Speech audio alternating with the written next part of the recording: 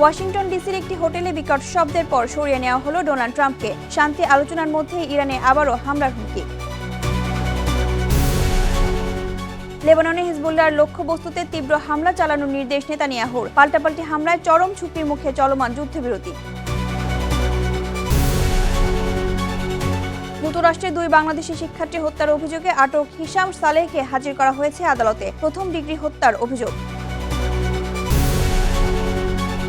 নতুন ভিসা নীতির কড়াকড়ি প্রভাবে যুক্তরাজ্যে কমেছে বাংলাদেশি সহ আন্তর্জাতিক শিক্ষার্থীর সংখ্যা। উদ্বিগ্ন দেশটির বিশ্ববিদ্যালয়গুলো। এবং কলম্বিয়ায় ভয়াবহ বিস্ফোরণের ঘটনায় নিহত অন্তত 14, আহত হয়েছে আরও 38 জন। হামলার দায় স্বীকার করেনি কেউ।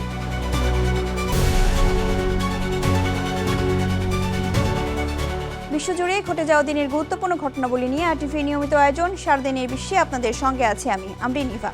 যুক্তরাষ্ট্রের রাজধানী ওয়াশিংটন ডিসির একটি হোটেলে প্রেসিডেন্ট ডোনাল্ড ট্রাম্পের নৈশভোজের সময় গোলাগুলির ঘটনা ঘটেছে। এরপরই জরুরি ভিত্তিতে ট্রাম্প ও ফার্স্ট লেডি মেলানিয়া ট্রাম্পকে সরিয়ে নেওয়া হয়। পরে সন্দেহভাজন হামলাকারীকে গ্রেপ্তার করে পুলিশ। এর আগে ইরানের সঙ্গে শান্তি আলোচনা স্থগিত করে মার্কিন প্রতিনিধি দলের বৈঠক বাতিল করেন ট্রাম্প। ইরানও সরাসরি ওয়াশিংটনের সঙ্গে আলোচনার প্রস্তাব প্রত্যাখ্যান করে, যা যুদ্ধ পরিস্থিতিকে আবারও উস্কে দিচ্ছে। বিস্তারিত জানাচ্ছেন সামিউল শিহাব। নির্বাচনের সময় দুর্বৃত্তের গুলি থেকে অল্পের জন্য প্রাণে বেঁচে যান মার্কিন প্রেসিডেন্ট ডোনাল্ড ট্রাম্প।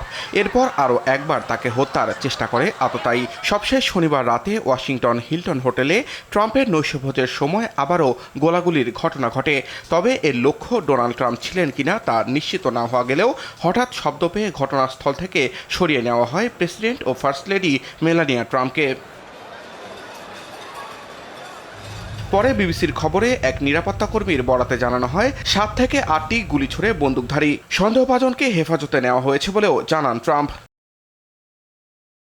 এদিকে ওয়াশিংটনে যখন এমন ঘটনা ঘটছে তখন যুক্তরাষ্ট্রের সঙ্গে কোনো ধরনের আলোচনা ছাড়াই পাকিস্তান ছাড়েন ইরানের পররাষ্ট্রমন্ত্রী আব্বাস আরাকচির নেতৃত্বাধীন প্রতিনিধি দল। 3 দেশীয় কূটনৈতিক সফরের দ্বিতীয় পর্যায়ে এখন ওমানে রয়েছেন তারা। তবে ওমান সফর শেষে আরাকচি আবারও পাকিস্তানে যেতে পারেন বলে জানিয়েছে ইরানের বার্তা সংস্থা মেহের নিউজ এজেন্সি। এরপর তার রাশিয়া যাওয়ার কথা রয়েছে। এদিকে শান্তি আলোচনায় পাকিস্তানের প্রচেষ্টার মধ্যেই মার্কিন প্রতিনিধি দলের ইসলামাবাদ সফর বাতিল করেছেন প্রেসিডেন্ট ডোনাল্ড ট্রাম্প। অন্যদিকে ইসরায়েলের পক্ষ থেকেও জানানো হয়েছে তাদের সব রকমের প্রস্তুতি নেওয়া আছে। এখন ইরানে হামলার জন্য কেবল যুক্তরাষ্ট্রের সবুজ সংকেতের অপেক্ষায় আছে তেল আবিব। ফলে ইসরায়েলের প্রচ্ছন্ন হুমকি ও ইসলামাবাদে সরাসরি বৈঠক ভেস্তে যাওয়ায় আবারও যুদ্ধ শুরুর আশঙ্কা দেখা দিয়েছে।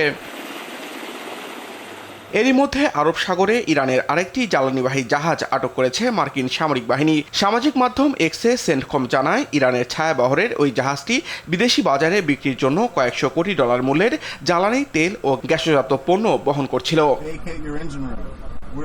অন্যদিকে বিশ্বব্যাপী তেল ও গ্যাস সরবরাহের গুরুত্বপূর্ণ পথ হরমুজ প্রণালী নিয়ন্ত্রণ করাই যুক্তরাষ্ট্রের সঙ্গে চলমান যুদ্ধে ইরানের চূড়ান্ত কৌশল বলে জানিয়েছে আইআরজিসি। সামিউল শিহাব, আরটিভি। যুক্তরাষ্ট্রের রাজধানী ওয়াশিংটন ডিসিতে জমকালো এক নৈশভোজ অনুষ্ঠান হঠাৎই পরিণত হলো আতঙ্কে। মার্কিন প্রেসিডেন্ট ডোনাল্ড ট্রাম্পের উপস্থিতিতে অনুষ্ঠিত সেই আয়োজনে ভেসে আসে গুলির শব্দ। সৃষ্টি হয় চরম বিশৃঙ্খলা। নিরাপত্তার চাদরে মোড়া অনুষ্ঠানে এমন ঘটনায় দ্রুত সরিয়ে নেওয়া হয় প্রেসিডেন্ট ডোনাল্ড ট্রাম্প ও ফার্স্ট লেডি মেলানিয়াকে।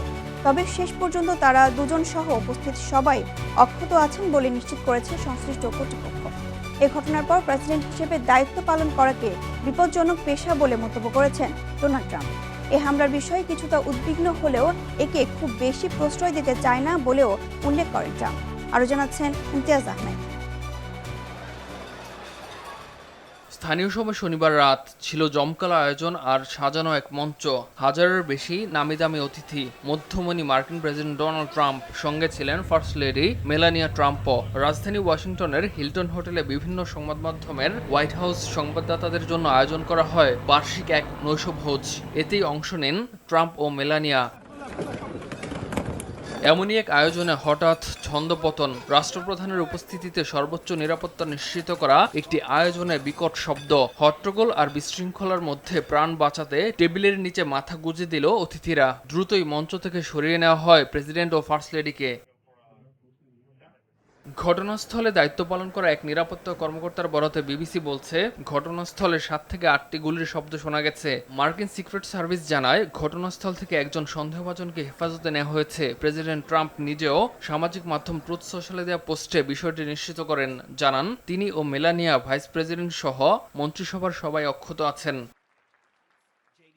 ঘটনার পর স্থানীয় সময় শনিবার রাতে হোয়াইট হাউসে আয়োজিত ব্রিফিংয়ে সাংবাদিকদের সঙ্গে কথা বলেন ট্রাম্প। নিজের পেশা সম্পর্কে ট্রাম্প বলেন, এর চেয়ে বিপজ্জনক কোনো পেশা আছে এটা তিনি কল্পনাও করতে পারেন না। দেখুন, আমি এখানে একটি দায়িত্ব পালন করতে এসেছি। বিপদ কাজেরই অংশ। আমার মনে হয় না এর চেয়ে বিপজ্জনক আর কোনো পেশা আছে। তবে আমি দেশকে ভালোবাসি এবং আমরা যে কাজগুলো করছি তা নিয়ে আমি অত্যন্ত গর্বিত। অনুষ্ঠানটি সম্পর্কে ট্রাম্প বলেন, এটি ছিল বাক স্বাধীনতার প্রতি উৎসর্গ করা একটি আয়োজন, যার উদ্দেশ্য ছিল ঐক্য গড়ে তোলা। ঘটনা প্রসঙ্গে ট্রাম্প পেনসিলভানিয়া ও ফ্লোরিডার আগের দুটি গুলির ঘটনার কথা উল্লেখ করেন। এই ঘটনাকে মেলানিয়ার জন্য মানসিকভাবে গভীর আঘাতের বলেও উল্লেখ করেন ট্রাম্প। বিবিসি বলছে, সন্দেহভাজন বন্দুকধারী 31 বছর বয়সী কোল থমাস এলেন ক্যালিফোর্নিয়ার বাসিন্দা। ইমতিয়াজ আহমেদ, RTV। পারস্য উপসাগরে যুক্তরাষ্ট্রের কঠোর নৌ অবরোধের মুখে ইরান ঠিক কতদিন টিকে থাকতে পারবে তা নিয়ে চলছে নানা হিসাব। ওয়াশিংটনের দাবি ইরান দেউলিয়া হচ্ছে, তবে তেহরান বলছে ভিন্ন কথা। আজহার স্বপ্নিলের রিপোর্টে দেখুন বিস্তারিত।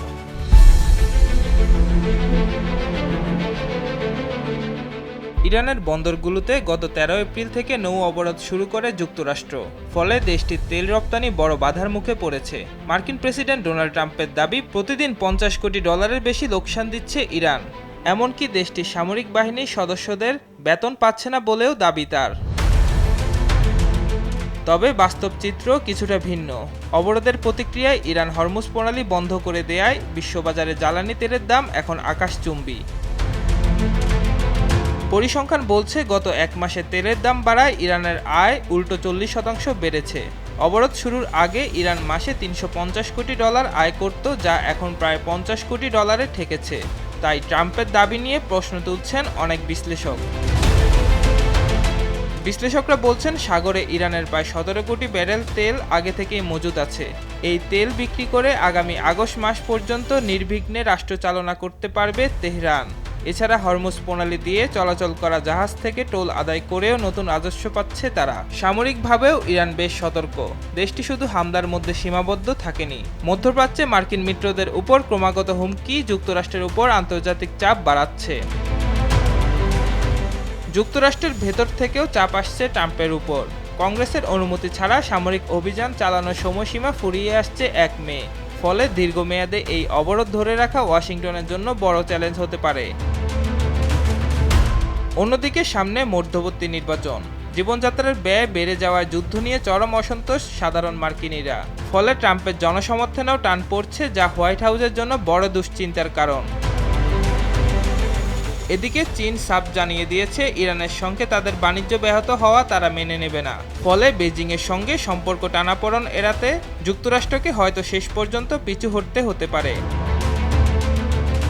অর্থাৎ আর্থিক চাপে ইরানকে দ্রুত কাবু করার মার্কিন হিসাব নিকাশ আপাতত মিলছে না। বরং দীর্ঘমেয়াদে এই লড়াইয়ে কার ধৈর্য আগে ভাঙে সেটাই এখন দেখার বিষয়। আজহার স্বপ্নিল, RTV। লেবাননে হিজবুল্লাহর লক্ষ্যবস্তুতে তীব্র হামলা চালানোর নির্দেশ দিয়েছেন ইসরায়েলি প্রধানমন্ত্রী বেনিয়ামিন নেতানিয়াহু। যুদ্ধবিরতির মেয়াদ 3 সপ্তাহ বাড়ানোর মাত্র 2 দিন পরই এই নতুন নির্দেশনা এলো। শনিবার দক্ষিণ লেবাননে ইসরায়েলি হামলায় অন্তত 6 জন নিহত হওয়ার পর এই উত্তেজনা ছড়িয়ে পড়ে। হিজবুল্লাহর পক্ষ থেকেও ইসরায়েলি সামরিক যান লক্ষ্য করে পাল্টা হামলা চালানো হয়েছে। পাল্টাপাল্টি হামলায় চলমান যুদ্ধবিরতি এখন চরম ঝুঁকির মুখে। ইসরায়েলি সেনাবাহিনী জানিয়েছে, তারা দক্ষিণ লেবাননে হিজবুল্লাহর সামরিক অবকাঠামো ধ্বংস করতে অভিযান অব্যাহত রাখবে। অন্যদিকে গেল বুধবার ইসরায়েলি হামলায় সাংবাদিক নিহত হওয়ার পর আন্তর্জাতিক সাংবাদিক সংগঠনগুলো তীব্র নিন্দা জানিয়েছে। প্রধানমন্ত্রী বেনিয়ামিন নেতানিয়াহুর পদত্যাগের দাবিতে আবারও বিক্ষোভে উত্তাল ইসরায়েল। স্থানীয় সময় শনিবার তেল আবিবের হাবিমা স্কয়ার সহ জেরুজালেম ও হাইফার সড়কে নেমে আসে হাজারো বিক্ষোভকারী। এ সময় গাজায় বন্দীদের উদ্ধারে সরকারের ব্যর্থতা ও বিচার বিভাগের স্বাধীনতায় হস্তক্ষেপের তীব্র সমালোচনা করেন তারা।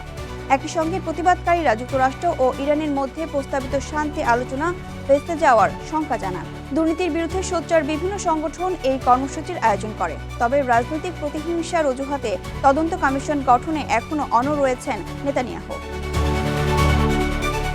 যুক্তরাষ্ট্রের ইউনিভার্সিটি অব সাউথ ফ্লোরিডার 2 বাংলাদেশি শিক্ষার্থী জামিল লিমন ও নাহিদা বৃষ্টি হত্যার অভিযোগে আটক হিশাম সালেহকে আদালতে হাজির করা হয়েছে।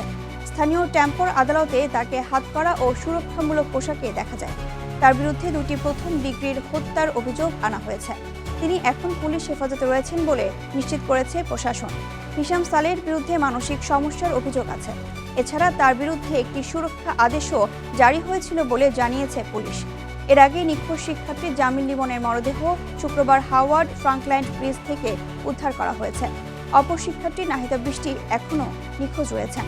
তবে ঘটনাস্থল থেকে বিপুল রক্তের আলামতের ভিত্তিতে তদন্তকারীরা আশঙ্কা করছেন তিনিও হত্যাকাণ্ডের শিকার হয়ে থাকতে পারেন। যুক্তরাজ্যে নতুন ভিসা নীতির কড়াকড়ির প্রভাব পড়ছে আন্তর্জাতিক শিক্ষার্থীদের উপর। বাংলাদেশ, ভারত ও পাকিস্তান সহ বিভিন্ন দেশ থেকে শিক্ষার্থী ভর্তি কমে যাওয়ায় উদ্বিগ্ন দেশটির বিশ্ববিদ্যালয়গুলো। অঙ্কুর মণ্ডলের প্রতিবেদন জানাচ্ছেন সামিউল শিহাব।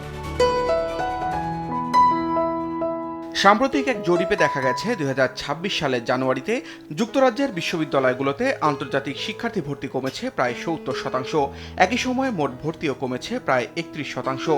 বিশ্ববিদ্যালয়গুলোর এই উদ্বেগের পেছনে রয়েছে মূলত দেশটির নতুন ভিসা নীতি। আগামী জুন থেকে চালু হচ্ছে ট্রাফিক লাইট ভিত্তিক ভিসা কমপ্লায়েন্স ব্যবস্থা। এতে শিক্ষার্থীদের ভিসা অনুমোদন ও প্রত্যাখ্যানের হারের ওপর ভিত্তি করে রেটিং দেওয়া হবে বিশ্ববিদ্যালয়গুলোকে। যেসব প্রতিষ্ঠানের ভিসা প্রত্যাখ্যানের হার 4%-এর নিচে থাকবে তারা সবুজ রেটিং পাবে, আর যেসব প্রতিষ্ঠান এই মান পূরণ করতে পারবে না তারা অ্যাম্বার রেটিং পাবে এবং বিদেশি শিক্ষার্থী ভর্তি সীমিত হওয়ার ঝুঁকিতে পড়বে। জরিপ অনুযায়ী প্রায় অর্ধেক বিশ্ববিদ্যালয় নন গ্রিন রেটিং পাওয়ার আশঙ্কা করছে। এ কারণে অনেক প্রতিষ্ঠান ইতোমধ্যে কিছু দেশ থেকে শিক্ষার্থী ভর্তি কমিয়ে দিয়েছে এবং ভর্তির ক্ষেত্রে কঠোর যাচাই বাছাই শুরু করেছে। দেশভিত্তিক হিসাবেও দেখা গেছে বড় পতন। ভারত থেকে শিক্ষার্থী কমেছে বলে জানিয়েছে 66% বিশ্ববিদ্যালয়, পাকিস্তান থেকে 82% এবং বাংলাদেশ থেকে 65% প্রতিষ্ঠান ভর্তি কমার তথ্য দিয়েছে। এদিকে শিক্ষার্থীদের জন্য আর্থিক সক্ষমতার প্রমাণ, অগ্রিম জামানত এবং অন্যান্য কাগজপত্র যাচাই আরও কঠোর করা হয়েছে। পাশাপাশি ভিসা প্রত্যাখ্যানের হারও বেড়েছে বলে জানিয়েছে 60% বিশ্ববিদ্যালয়। বিশেষজ্ঞদের মতে অতিরিক্ত কড়াকড়ি অব্যাহত থাকলে প্রকৃত শিক্ষার্থীরাও নিরুৎসাহিত হতে পারে, যা ভবিষ্যতে আন্তর্জাতিক শিক্ষার ক্ষেত্রে যুক্তরাজ্যের অবস্থানকে দুর্বল করে দিতে পারে। সামিউল শিহাব, RTV। কলম্বিয়ায় দক্ষিণ পশ্চিমাঞ্চলে এক ভয়াবহ বিস্ফোরণের ঘটনায় নিহত হয়েছে অন্তত 14 জন। এই ঘটনায় আহত হয়েছে আরও 38 জন। দেশটির একটি মহাসড়কে এই দুর্ঘটনা ঘটেছে। এখনও এই হামলার দায় কেউ স্বীকার করেনি। এটিকে সন্ত্রাসী তৎপরতা উল্লেখ করে সরকারকে কঠোর পদক্ষেপের আহ্বান জানিয়েছে কাউনা অঞ্চলের গভর্নর অক্টাভিও গুজমান। কলম্বিয়ার সশস্ত্র বাহিনীর কমান্ডার হুগো লোপেজ এই ঘটনাকে সন্ত্রাসী হামলা হিসেবে বর্ণনা করেছেন। এর জন্য ইভান মর্দেস্কো নামে পরিচিত এক ব্যক্তির নেটওয়ার্ক এবং জাইমি মার্টিনেজ গোষ্ঠীকে দায়ী করেন তিনি। আজারবাইজানের সঙ্গে প্রতিরক্ষা ও শিল্প উৎপাদন সহ 6টি দ্বিপাক্ষিক চুক্তিতে সম্মত হয়েছে ইউক্রেন। শনিবার আজারবাইজানের রাজধানী বাকুতে এই চুক্তি সই করেন প্রেসিডেন্ট ইলহাম আলিয়েভ এবং ইউক্রেনের প্রেসিডেন্ট ভলোদিমির জেলেনস্কি। যুদ্ধের অভিজ্ঞতা কাজে লাগিয়ে যৌথভাবে সামরিক সরঞ্জাম তৈরির উপর গুরুত্বারোপ করে দুই দেশ। এ সময় নিরাপত্তা ছাড়াও দ্বিপাক্ষিক বাণিজ্য ও জ্বালানি খাতে বিনিয়োগ বাড়ানোর প্রতিশ্রুতি দেন উভয় নেতা। এছাড়াও রাশিয়ার সঙ্গে যুদ্ধ অবসানে আজারবাইজানের মধ্যস্থতায় ত্রিপক্ষীয় আলোচনার প্রস্তুতির কথা জানান জেলেনস্কি। ফলে দুই দেশের কৌশলগত সম্পর্ককে আরও শক্তিশালী করতে জেলেনস্কির সফরটিকে অত্যন্ত গুরুত্বপূর্ণ বলে মনে করা হচ্ছে। দীর্ঘ 20 বছরেরও বেশি সময় পর অধিকৃত পশ্চিম তীরে অনুষ্ঠিত হয়েছে স্থানীয় কাউন্সিল প্রতিনিধি নির্বাচন। শনিবার সন্ধ্যা 7টা পর্যন্ত চলে ভোট গ্রহণ। এরপরই শুরু হয় গণনা। প্রাথমিকভাবে 53.44% ভোটার তাদের ভোটাধিকার প্রয়োগ করেছেন বলে জানায় ফিলিস্তিনের কেন্দ্রীয় নির্বাচন কমিশন। এই নির্বাচনে পশ্চিম তীরের পাশাপাশি গাজার দেইর আল বালাহ পৌরসভাতেও ভোট গ্রহণ অনুষ্ঠিত হয়েছে। 2007 সাল থেকে চলমান রাজনৈতিক বিভাজনের কারণে দীর্ঘদিন জাতীয় নির্বাচন না হলেও স্থানীয় পর্যায়ে শাসন ব্যবস্থা সচল রাখতে এই নির্বাচনকে অত্যন্ত গুরুত্বপূর্ণ বলে মনে করা হচ্ছে। যুদ্ধ, বাস্তুচ্যুতি আর অনিশ্চয়তার মাঝেও ভালোবাসা থেমে থাকে না। ফিলিস্তিনের গাজা উপত্যকার শত শত দম্পতির অংশগ্রহণে অনুষ্ঠিত হলো এক ব্যতিক্রমধর্মী গণবিবাহ আয়োজন, যা নতুন করে আশার আলো জাগিয়েছে যুদ্ধবিধ্বস্ত গাজার এই মানুষগুলোর মাঝে। ইমতিয়াজ আহমেদের রিপোর্টে দেখুন বিস্তারিত। সংযুক্ত আরব আমিরাতের মানবিক উদ্যোগের অংশ হিসেবে গাজার দেইর আল বালা এলাকায় আয়োজন করা হয় ধোব আল ফারাহ নামের এই গণবিবাহ, যেখানে অংশ নেয় প্রায় ৩০০ জন দম্পতি। পরিবার পরিজন আর হাজারো অতিথির উপস্থিতিতে মুখরিত ছিল পুরো আয়োজন স্থল। কঠিন সময়ের মধ্যেও এই আয়োজন যেন স্বপ্ন পূরণের এক অনন্য মুহূর্ত। আজকের এই অনুষ্ঠানে অংশ নিতে পারা আমাদের জন্য স্বপ্ন পূরণ। আমরা দুজনেই দৃষ্টি প্রতিবন্ধী। এই উদ্যোগ আমাদের ভবিষ্যৎ গড়তে অনেক সহায়তা করবে। শুধু ব্যক্তিগত সুখ নয়, এই আয়োজনকে অনেকেই দেখছেন নতুন আশার প্রতীক হিসেবে। আমরা চাই এ ধরনের উদ্যোগ আরো হোক। এটি গাজার যুবকদের জন্য নতুন এক আশা নিয়ে এসেছে। আয়োজকরা জানান, প্রায় ৬,০০০ আবেদন থেকে লটারির মাধ্যমে বাছাই করা হয় অংশগ্রহণকারী দম্পতিদের। একটি স্বচ্ছ প্রক্রিয়ার মাধ্যমে আমরা আবেদন গ্রহণ করি। শেষ পর্যন্ত ৩০০ দম্পতিকে আজকের এই অনুষ্ঠানের জন্য নির্বাচিত করা হয়েছে। অপারেশন চিভেলরাস নাইট 3 উদ্যোগের আওতায় আয়োজিত এই অনুষ্ঠান গাজার বেকার ও বাস্তুচ্যুত তরুণদের নতুন জীবন শুরু করতে সহায়তা করছে। যুদ্ধের ক্ষতচিহ্নের মাঝেও ভালোবাসা আর নতুন জীবনের এই গল্প গাজাবাসীর জন্য হয়ে উঠেছে এক টুকরো স্বস্তি আর আশার প্রতীক। কঠিন বাস্তবতার মাঝেও এমন মানবিক উদ্যোগ অব্যাহত থাকবে, এমনটাই আশা সবার। ইমতিয়াজ আহমেদ, RTV। যুদ্ধের চাপ, ভয় আর হতাশা কাটিয়ে মানসিক শক্তি ফিরে পেতে ধ্বংসস্তূপের মাঝেই খেলাধুলা ও জিমে শরীর চর্চা শুরু করেছে ফিলিস্তিনের তরুণরা। 2023 সালের 7 অক্টোবর শুরু হওয়া যুদ্ধের পর এলাকা ছেড়ে চলে যান সবাই। লম্বা সময় পর বাড়ি ফিরে 1 মাসের নিরলস পরিশ্রমে ধ্বংসস্তূপ সরিয়ে আবার চালু করা হয় জিমটি, যেখানে তরুণরা যুদ্ধের ভয়, অনিশ্চয়তা আর বেদনার মাঝেই খুঁজে নিচ্ছেন স্বস্তি। আরও জানাচ্ছেন রাফিয়ান। ধ্বংসস্তূপের ভেতর থেকেও কখনো কখনো উঠে আসে জীবনের জেদ, মানুষের অদম্য প্রত্যয়, যেখানে যুদ্ধের ছায়া গ্রাস করে প্রতিটি ইট, প্রতিটি দেয়াল। তবুও থমকে যায় না অদম্যরা, ছুটে চলে নতুন আলোর খোঁজে। 2023 সালের 7 অক্টোবর গাজায় ইসরায়েলি হামলার পর দীর্ঘ সময়ে যুদ্ধের ভয়াবহতা বদলে দিয়েছে সবকিছুই। হামলা শুরুতে 1139 জন নিহত হয়, জিম্মি হয় 200-র বেশি মানুষ। পরবর্তী সামরিক অভিযানে ফিলিস্তিনি নিহতের সংখ্যা পৌঁছায় 72,289 জনে। আহত হন আরও 1,72,040 জন। এই সংখ্যাগুলো কেবল পরিসংখ্যান নয়, প্রতিটি সংখ্যা এক একটি ভাঙা পরিবার, এক একটি হারানোর গল্প। এমন দুঃসময়ে মানসিকভাবে পিছিয়ে পড়ার কথা, অথচ গাজার একদল তরুণ হাঁটছেন ভিন্ন পথে। বোমা হামলায় ভেঙে পড়া দেয়াল, ছড়িয়ে থাকা ধ্বংসাবশেষ সবকিছু পরিষ্কার করে মরিচা পড়া যন্ত্রপাতি দিয়ে আবারও গড়ে তুলেছে ধ্বংস হয়ে যাওয়া একটি জিম। গাজায় যুদ্ধ শুরু হওয়ার 4 মাস পর আমাদের এলাকা ছেড়ে যেতে বাধ্য করা হয়। ফিরে এসে দেখি পুরো ভবনটাই ধ্বংস হয়ে গেছে। এরপর আমরা ধ্বংসস্তূপ সরিয়ে ভেতর থেকে যন্ত্রপাতি বের করেছি। জায়গাটা পরিষ্কার করতে এবং যন্ত্রগুলো উদ্ধার করতে প্রায় 1 মাস সময় লেগেছে। কিছু যন্ত্র ঠিক করা যায়নি, তবে কিছু আমরা মেরামত করেছি। এখন সবকিছু ভালোই চলছে আল্লাহর রহমতে। দীর্ঘ যুদ্ধে হয়েছে হাজারো প্রাণহানি। এত কিছুর পর স্বাভাবিক জীবনযাপনই যখন বড় চ্যালেঞ্জ, তখন যুদ্ধের চাপ, ভয়, হতাশাই বড় বাধা। জিমের ফিজিক্যাল কোচ ইব্রাহিম আল্লাহাম বলেন, ব্যায়াম মানসিকভাবে অনেক উপকার করে, সেটাই এখন তাদের মূল লক্ষ্য। যুদ্ধের সময় যে চাপের মধ্যে ছিলাম, সেই থেকে তৈরি হওয়া নেতিবাচক অনুভূতি দূর করতে আমরা এখানে আসি। খেলাধুলা হলো জীবন, আর আমি সব তরুণকে ব্যায়াম করে সেই শক্তিকে সঠিক পথে ব্যবহার করার জন্য উৎসাহ দেই। রাফি আমিন, RTV। আর এরই সাথে শেষ করছি সারাদিনের বিশ্ব। RTVর সাথে সংযুক্ত থাকুন, মতামত জানান RTVর সামাজিক যোগাযোগ মাধ্যমগুলোতে।